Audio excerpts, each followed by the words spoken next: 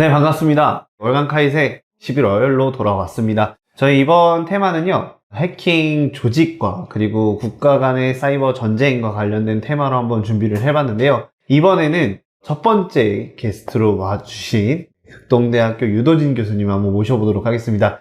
소개 간단하게 좀 부탁드릴게요. 네. 안녕하세요. 저는 극동대학교 해킹보안학과에서 지금 교수로 재직 중에 있는 유도진입니다. 저는 그러니까 CTI, 사이버 위협 정보를 주로 연구하고 있고, 오늘 관련 분야에 대해서 강의하도록 하겠습니다. 그러면 오늘 주제가 이제 국가 배후 해킹 조직의 실체에 대해서 말씀을 해주실 건데, 대략적으로 어떤 주제인지 전반적으로 한번 이야기를 해주시고 한번 진행해보면 좋을 것 같아요. 요새 해킹 사건, 특히 2025년 전반기에 다양한 이제 해킹 사건들이 많이 있었고, 민관 합동 조사에 따라서 그것들이 이제 예전부터 오랫동안 이제 지속되어 온 공격들의 그런 침투 흔적이 많이 발견된다, 이런 얘기가 많이 나오고 있는데요. 그래서 저 같은 경우에는 이제 이런 해킹 사건의 어떤 그 포커스를 공격자가 누구인가, 그거에 중점을 두고 조금 연구를 하고 있습니다. 그래서 이제 국가배후 해킹 조직이라고 하는 것은요, 뭐 간단하게 홈페이지 같은 거를 디페이스 한다거나 이런 과시형 조직이거나 아니면은 그냥 금전적인 목적만 노린 그런 특히 랜섬웨어 조직이라든가 이런 것들보다는 어떤 국가의 정보기관이나 큰 세력의 조직의 어떤 지원이 있지 않고서는 도저히 할 수 없는 그런 해킹 작전, 사이버 작전을 수행하는 세력들에 대해서 이제 포커스를 두고 연구를 한 부분이고, 이런 조직들만이 할 수 있는 것들이 있고, 또 이 조직들이 노리는 것들이 궁극적으로 무엇인가, 이런 조직들이 어떻게가 있고, 어떤 활동을 하고 있고, 어떤 정치적인 배경을 가지고 있고, 우리가 대응은 어떻게 해야 되는 것인가, 그런 것들에 대해 좀 제반적으로 설명을 하려고 합니다. 사실 이번에 국가 간이 워낙 또 시끄럽다 보니까 사이버 전과 관련된 내용들도 굉장히 많을 것 같은데, 한번 이야기를 좀 해보도록 하겠습니다. 그럼 다음 장표로 한번 넘어가 볼까요? 네, 요거는 이제 제가 프롤로그로 가지고 온 것인데, 요새는 이제 해킹 사고가 싱글 포인트 오브 페일리어가 많죠. 거의 동시에 어떤 해킹이 당하는 상황, 이런 거를 지금 맡고 있는 시대인데, 가입자 정보가 유출이 되고 정보 내부망으로 들어오려는 그런 시도가 잡히고, 그리고 동시에 카드 결제나 그런 금융 인프라도 영향을 받는 이제 이런 시기인데요.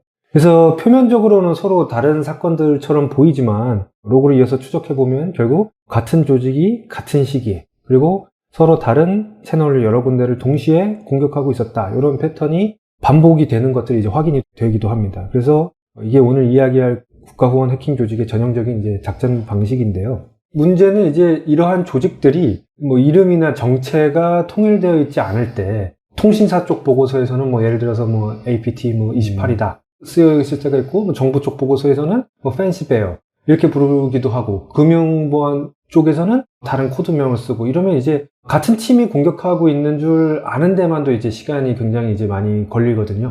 그래서 오늘 이런 동시다발 침해를 일으키는 해킹 조직들이 어떤 특성을 갖고 움직이는가, 그리고 업계와 정부가 이 조직들의 이름을 어떻게 정리하려고 하는지 살펴보려고 합니다.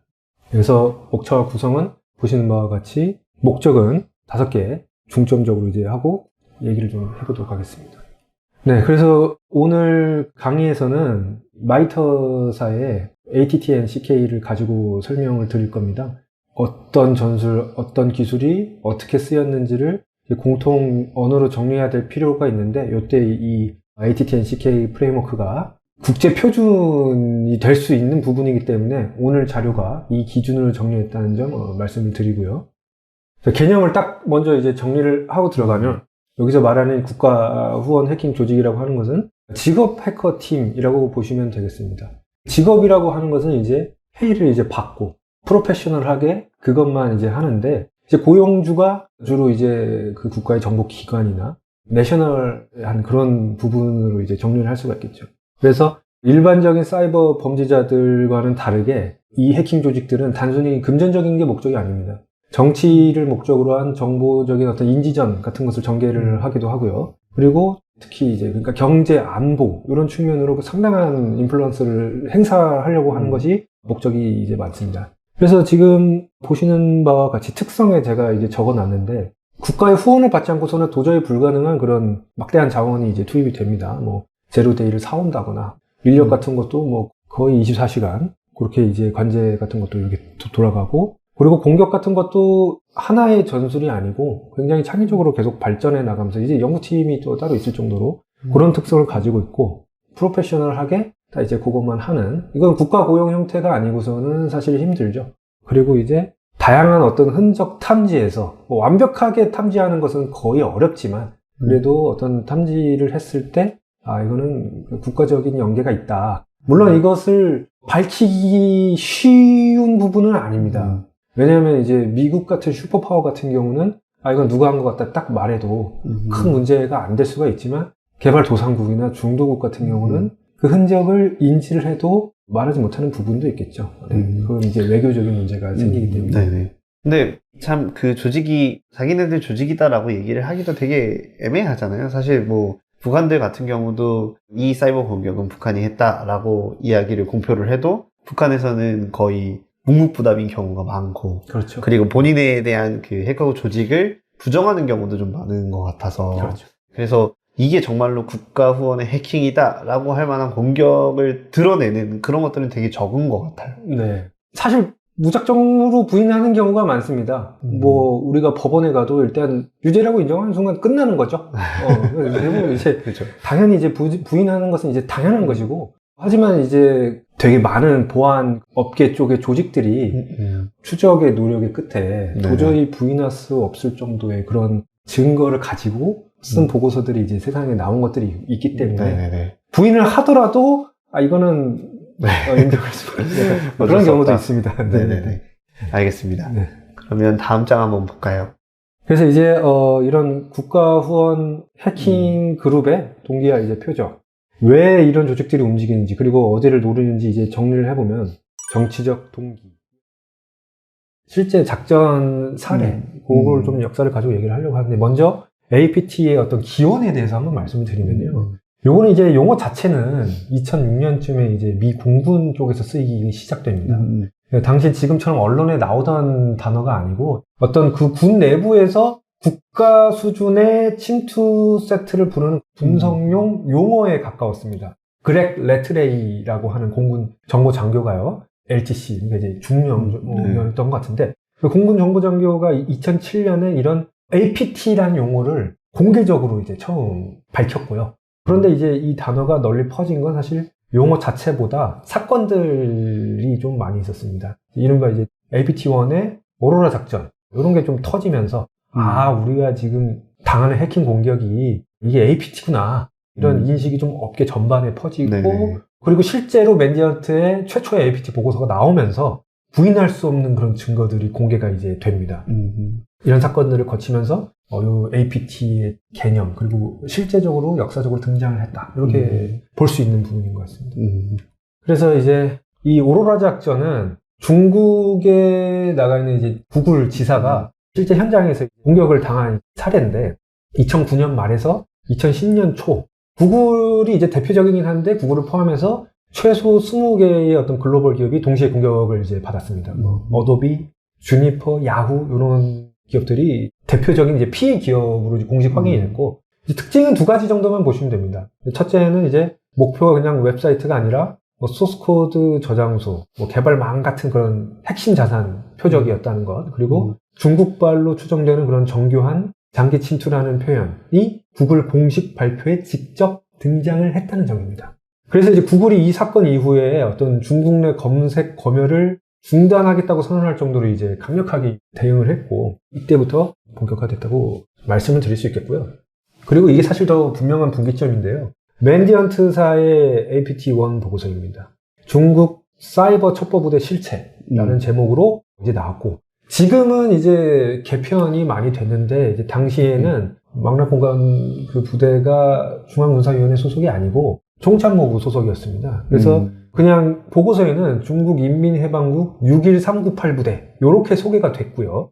그래서 핵심만 보시면은 2006년부터 최소 7년 이상 그리고 141곳의 상시 침투 탈취된 자료가 수백 테라바이트에 달한다. 이렇게 구체적인 숫자가 보고서에 등장을 합니다. 그래서 이때부터 이제 이 맨디언트에서 최초로 APT-1이라고 호칭을 하겠다 못 박으면서 이제 APT 일련 번호가 이제 붙는 그런 관행이 사실상 이제 시작이 된 거죠. 그래서 이후에 APT 같은 몇 이런 이제 번호들이 쭉 따라 나오는 겁니다. 그래서 한 국가의 군 부대를 사용한 제반 사이버전. 이렇게까지 공개된 사례가 처음이었기 때문에 국제사회에 미친 충격이 상당히 이제 컸다. 그렇게 말할 수 있을 것 같습니다. 요거는 이제 어떤 이 보고서에 공격에 쓰인 도메인과 IP, 그리고 반복해서 등장하는 온라인 닉네임, 해당 계정으로 가입된 이메일, 그리고 전화번호 이런 요소들을 모두 모아서 중국 사이버전 부대와의 연계를 논리적으로 이제 쌓아 올렸고, 아까 얘기한 구체적인 통계 데이터라면 이런 거를 좀 얘기를 할 수 있을 것 같은데, 이런 것들이 아무래도 이제 신빙성을 주죠. 통계 데이터가. 그러다 보니까 이제 점점 더 사이버전의 실제가 정말, 그러니까 국가 대 국가, 노랬다. 그렇게 좀 얘기할 수 있는 그런 분기점이 됐다. 그거에 대한 얘기를 이제 하는 거고. 자, 그 이후로 LPT 번호를 붙이는 이제 문화가 전 세계적으로 이제 확장이 되는 겁니다. 그래서 화면을 보시면 중국 쪽은 LPT1부터 이제 앞쪽에 좀 중국 조직이 많이 몰려 있습니다. 중국에 이제 국가안전부가 있는데 성마다 또 이제 국가안전부가 관리하는 부서가 있고 그 성마다 이제 공격 목표라든가 공격 전술이라든가 이런 게 좀 다 다른 걸로 알려져 있고 그런 그룹들이 앞번호를 좀 많이 받았고 러시아 같은 경우에 이제 28, 29가 좀 유명하고 이란은 33과 35 북한은 37, 38 이런 식으로 대표 번호가 이제 붙어 있고요.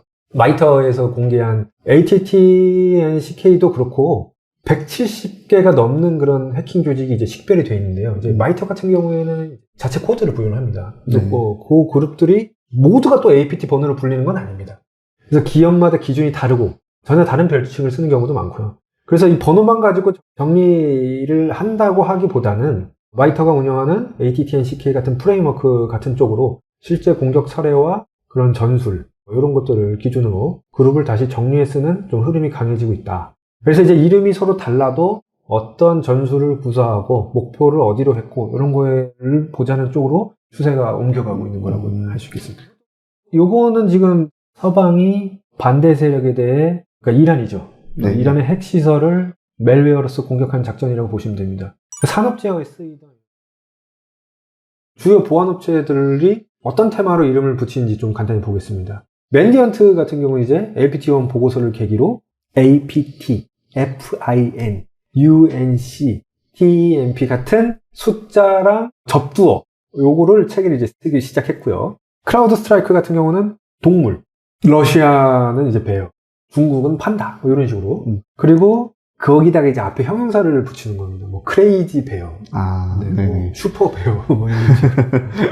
네. 마이크로소프트는 이제 예전에 원소명을 좀 썼었습니다. 뭐 노벨리움 뭐 이런 거를 좀 쓰다가 지금은 기후로 바뀌어 있고요. 그래서 타이푼은 이제 중국 그리고 블리자드 눈보라. 그럼 이제 러시아 뭐 이런 식으로 날씨 테마를 이제 바꿨습니다. 그리고 팔로알토 이제 유닛 그 42는 별자리 이름을 씁니다. 제미나이 쌍둥이 자리죠. 뭐 얼사, 타우루스 뭐 이런 거죠. 그래서 대응의 골든타임을 최소화하기 위해서 이런 것들이 통일되어야 할 필요가 있다. 이런 문제가 이제 제기된 겁니다. 정보 공유 인프라도 굉장히 제한적이고요. 이거를 아마 정보기관이 중앙에서 좌장을 하면서 이게 딱 하더라도 뭐 없진 않을 겁니다. 네네. 근데 미국의 뭐 DNI 같은 거 보면은 DNI가 왕노릇하는 게 아니잖아요. 각각의 기관들이 서로 경쟁 구조지. 네네. 그리고 특히 이 벤더들 같은 경우는 궁극적인 목표가 뭐겠습니까? 이익이죠. 그렇죠. 금전적인 이익을 만들어야 되는데 네. 돈이 안 되면 정보 공유고 뭐 LPT고 뭐고 이게 그러다 보니까 뭐 좀 그런 부분이 있었다고 얘기할 수 있는 부분이 아닌가.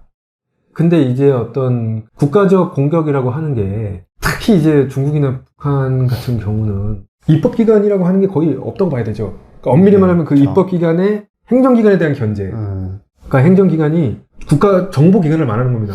천편일률적인 지휘가 됩니다. 근데 이렇게 맞서서야 되겠냐. 이런 대응을 위한 그 공감대가 형성이 돼서 이 로제타 스톤 프로젝트가 시작이 되는 겁니다. 그래서 계속 이제 말씀드린 부분이지만 중복과 누락, 그리고 오탄망과 미탐, 연동장애, 그리고 어떤 연쇄 정보 분석의 제한, 이런 것들이 문제가 지속적으로 됐고, 그래서 공통식별자 체계를 만들자, 이런 것들이 이제 대두가 된 겁니다. 그래서 이 혼선을 줄이기 위해서 이 두 축으로 정리를 할 수 있겠습니다. 공통식별자 체계와 위협 정보 플랫폼 체계로서. 그래서 이러한 시스템과 이제 협업이 이전보다 이제 어떤 그런 정돈된 환경을 이제 만들어가고 있고, 다만 이제 명칭을 하나로 통일하는 것이 여전히 어렵기 때문에 이런 것들을 효과적으로 이어주는 연결고리는 하고 있다. 이 정도로 평가를 할 수 있겠습니다. 자, 로스터 스톤 프로젝트는 뭐냐? 이게 뭘 하려는 거냐? 기업들이 모여서 공통 식별자를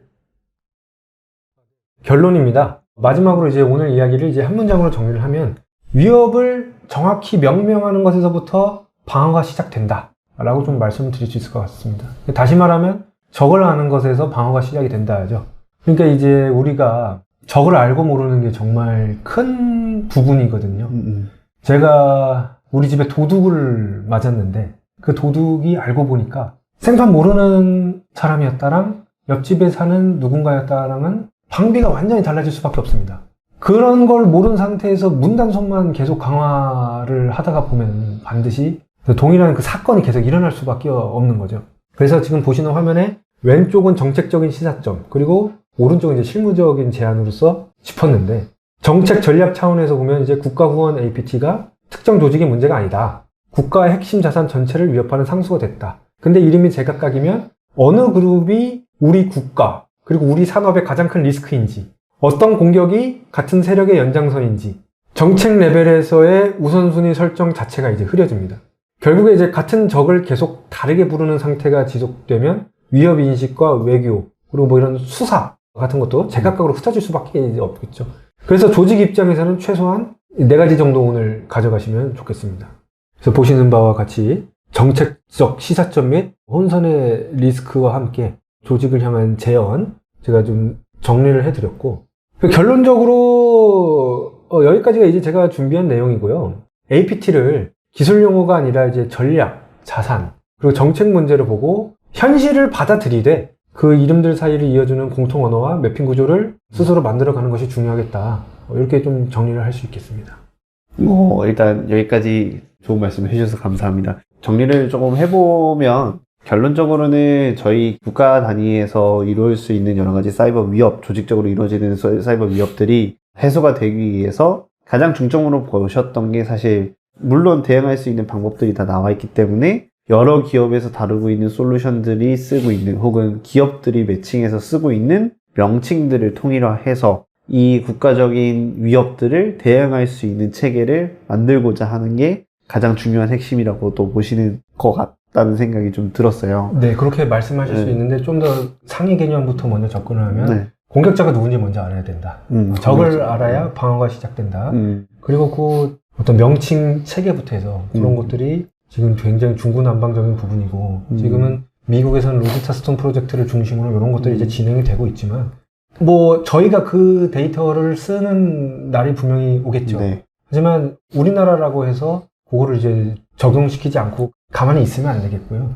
그런 공격자를 먼저 식별하는 부분에서 시작해야 된다. 거기에 이제 좀 착안을 먼저 해야겠고, 장기적으로 어떤 그런 개념의 매핑, 그리고 말씀하신 대로 또 이제 기술의 연동 해가지고 공동 경보가 될 수 있도록 정보의 공유, 융합 이런 것들이 좀 돼야겠다. 이렇게 좀 정리할 수 있을 것 같습니다. 사실 저는 보안을 뭐 어떻게 보면 보안과 관련된 산업에서 일을 하고 있는 입장에서 이런 사이버 보안 쪽에 관련된 내용들, 특히나 이제 CTI라고 부르죠. 사이버 스레트 인텔리전스라고 하고 있는 이런 분야에서도 정말 우리나라가 좀 많이 개입을 해서 그런 표준 작업을 하는 그런 것들도 같이 좀 참여를 했으면 하는 바람이 좀 있습니다. 적극적으로 동감합니다. 네. 그래서 오늘은 여기까지 하고요. 다음에 또 기회 있으면 또 한번 모시도록 하겠습니다. 고생 많으셨습니다. 감사합니다. 감사합니다.